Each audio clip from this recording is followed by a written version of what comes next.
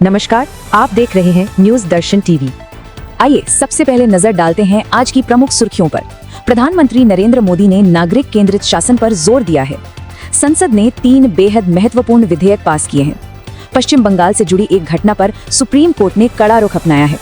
वहीं 5 राज्यों में विधानसभा चुनावों का प्रचार अब जोरों पर है।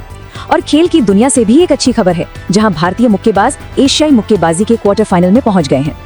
चलिए अब इन सभी खबरों पर विस्तार से बात करते हैं। शुरुआत करते हैं देश और शासन से जुड़ी आज की पहली और सबसे बड़ी खबर के साथ। प्रधानमंत्री नरेंद्र मोदी ने इस बात पर फिर से जोर दिया है कि एक अच्छे शासन का मतलब है ऐसा शासन जिसके केंद्र में हमेशा नागरिक हों।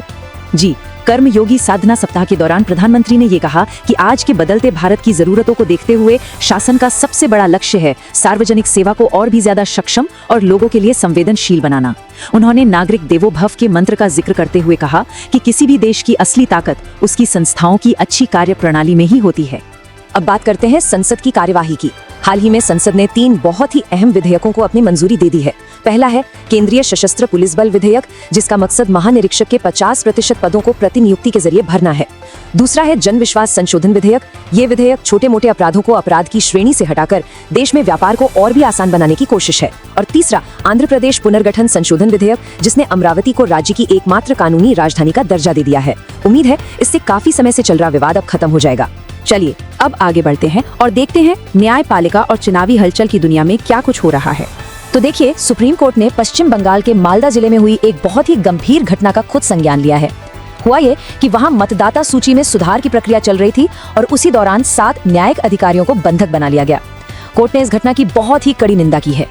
मामले की गंभीरता को देखते हुए चीफ जस्टिस की बेंच ने सीधे राज्य के गृह सचिव और डीजीपी से जवाब तलब किया है।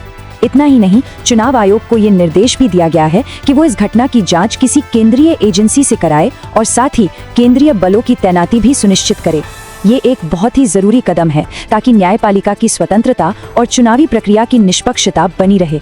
दूसरी तरफ असम, पश्चिम बंगाल, केरल, तमिलनाडु और पुदुचेरी में विधानसभा चुनावों के लिए प्रचार अब अपने चरम पर है।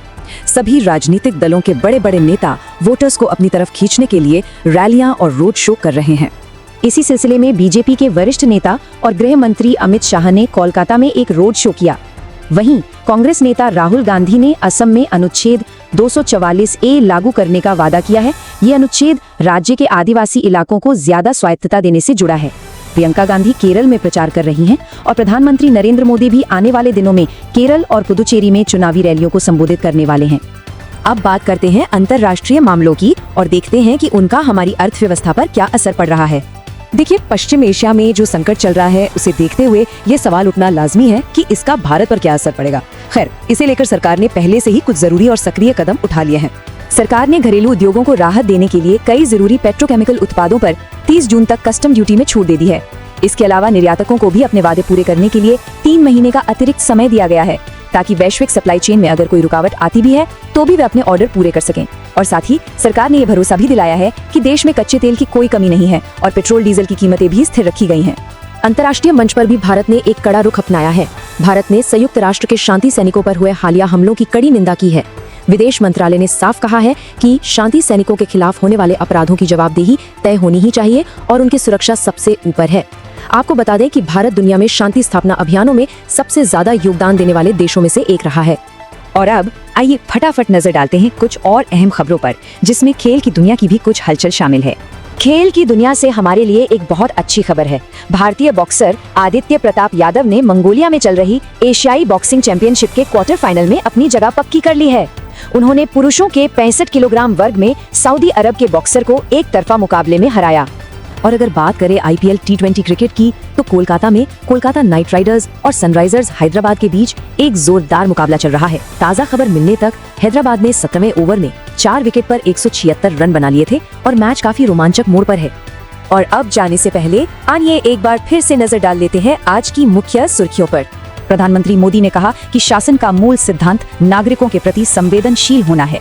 संसद ने 3 अहम बिल पास किए, जिसमें केंद्रीय सशस्त्र पुलिस बल विधेयक भी शामिल है। सुप्रीम कोर्ट ने पश्चिम बंगाल में न्यायिक अधिकारियों को बंधक बनाए जाने के मामले पर राज्य प्रशासन की खिंचाई की। 5 राज्यों में चुनावी प्रचार तेज हो गया है और भारतीय मुक्केबाज आदित्य प्रताप यादव एशियाई मुक्केबाजी चैंपियनशिप के क्वार्टर फाइनल में पहुंच गए हैं। इसी के साथ आज का समाचार बुलेटिन यही समाप्त होता है। देश और दुनिया की बाकी तमाम खबरों के लिए आप देखते रहिए न्यूज़ दर्शन टीवी। नमस्कार।